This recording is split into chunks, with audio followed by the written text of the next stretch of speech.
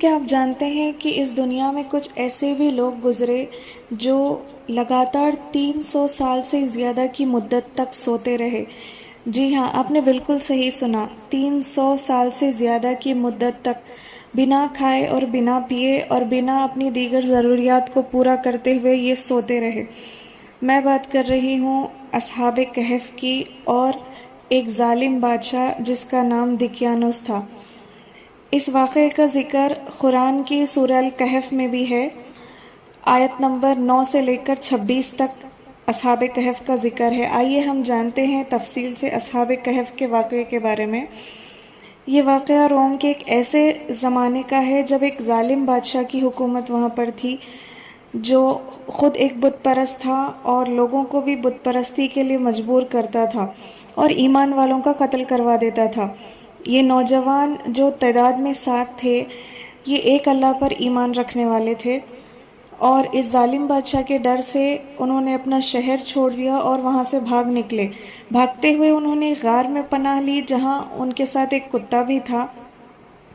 انہوں نے اللہ سے دعا کی کہ انہیں اس مشکل سے نکالے، اس ظالم کے ظلم سے بچائے اور اپنے رحمت کے سائے میں لے لے۔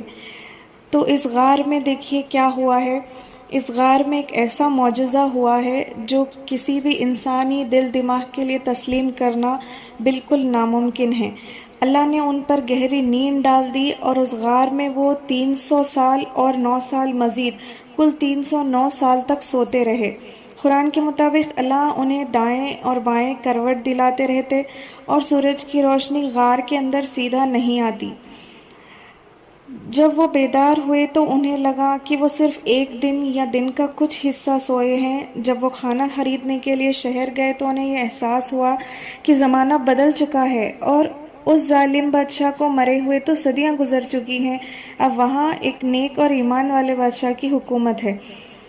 تو اس واقعے سے ہمیں یہ سبق ملتا ہے کہ یہ واقعہ ایمان، ہمت اور اللہ کی مدد پر یقین رکھنے کا سبق دیتا ہے۔ یہ بتاتا ہے کہ جو اللہ کے لیے قربانی دیتا ہے، اللہ تعالیٰ ان کی حفاظت کرتا ہے ان معجزات کے ذریعے۔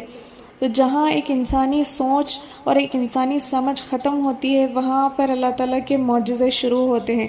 بے شک جو اللہ کو سچے دل سے پکارتا ہے، اللہ تعالیٰ ان کی مدد ان معجزات کے ذریعے کرتا ہے جو ایک انسانی دماغ کبھی تصور بھی نہیں کر سکتا۔ سبحان اللہ۔